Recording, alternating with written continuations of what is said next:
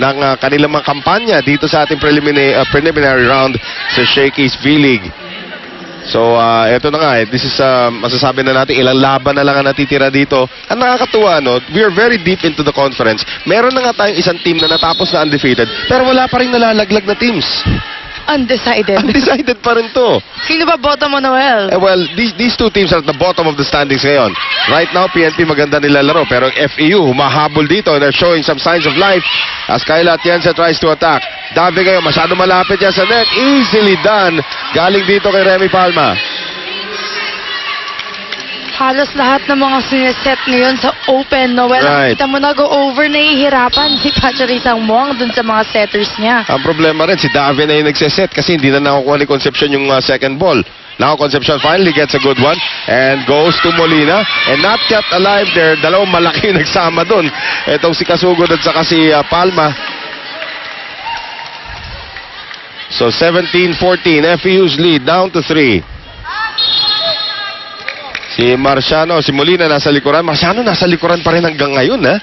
Hindi pa rin makababa. Hindi pa rin dahil nga yung bagal na pag-rotate ngayon ng team ng PNP. And this will add to their woes as itong si Samantha Dawson is able to score. So nasa likuran pa rin ito si Marciano. Hindi pa rin nila madadala sa harapan yan. Nagkakagulo sila, Noel, sa defense. Right. Masyado nag-overball, masyado mabilis. Hindi yan naaabutan ng setter natin na si Concepcion. Nice serve coming from Kayla Atienza. Here's Christine Dave trying to go over. Pinalik ni Remy Palma. Kita niyo mo yun? Nakatayo na si Remy Palma. Ganun po siya kahaba. Hindi siya katangkad. FEU, gusto pang pahabain itong ating laban. Para kay Coach Bob Malenab and PNP, ito na dapat ang last set. Dapat yun na yung mindset nila rito. Ito na ang 5th set nila. Ayaw mong bigyan ng buhay ang pinakabatang team dito sa Open Conference. Bibilis ko muna second wind ng mga yan. Atienza, Marciano, Concepcion, Pacharis Angmuang. Andun na naman yung floor defense ng FEU. Dawson on the attack. Pons keeps it alive. Si Remy Palma, kinalmot yung bola. Banggaan na naman doon. Here is Angmuang off the block. And again, Remy Palma's presence is valuable para sa FEU. So 20-14. Mga bante rito ng FEU and Kayla Atienza continues to serve well. Pacharis Angmuang. Yan na, makakaikot na. Narinig na naman tayo, Noel. Oo, yan. Sabi ni Marciano, game, nasa harapan na ako. They are down by 5. Sangmuang is at the back. Atienza. Oy, buti na lang may coverage doon si Pons. Concepcion. Ayan na si Marciano. Pero nasupalpal na naman siya ni Remy Palma.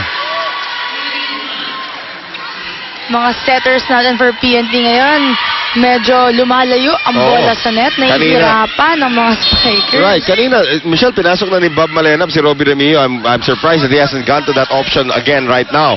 Eto ngayon si Concepcion. Marciano, this time took something off of that.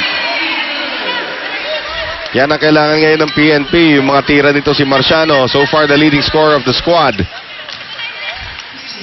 Christine Dave. Here now. Yep, that's right.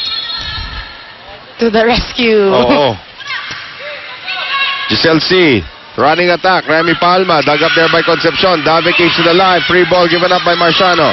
Tin Agno. Giselle C. Uhulog na naman. Ando na si Tintadeo.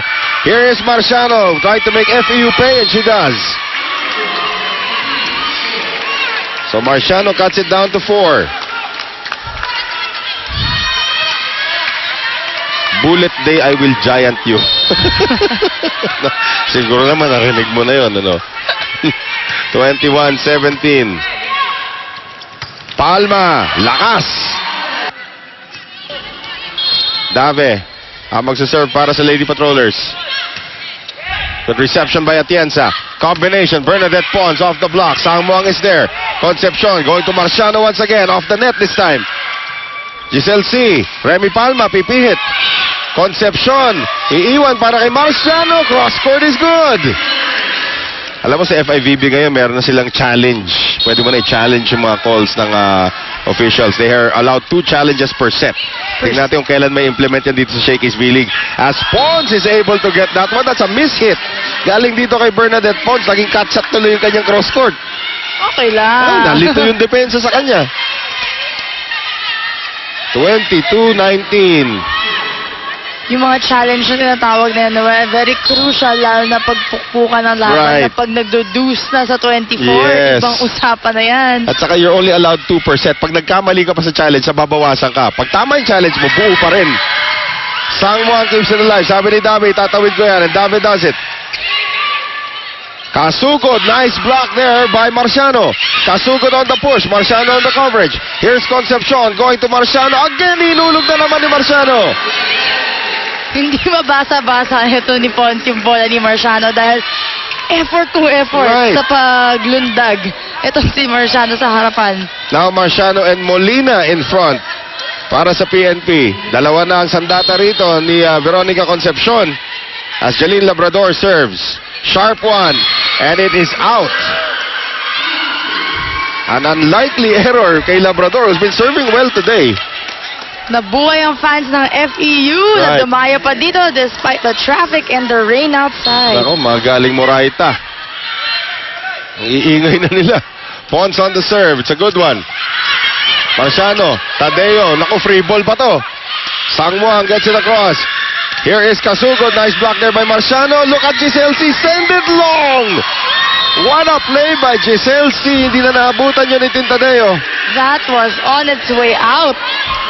But Kaso still, basang-basa. oo, binenta talaga ni Giselle C. Bukas ang zone 1 nyo. Set point FU to try to send this to a fourth set. Pons, good serve. Concepcion cannot get it across and we are going to a fourth set. Ganito rin ang ginawa ng FEU sa Meralco. Meralco took the first 2 sets, then FEU took the next 2 sets.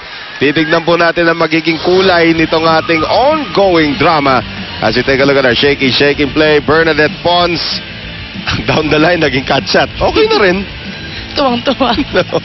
Ito ang Shakey's V-League.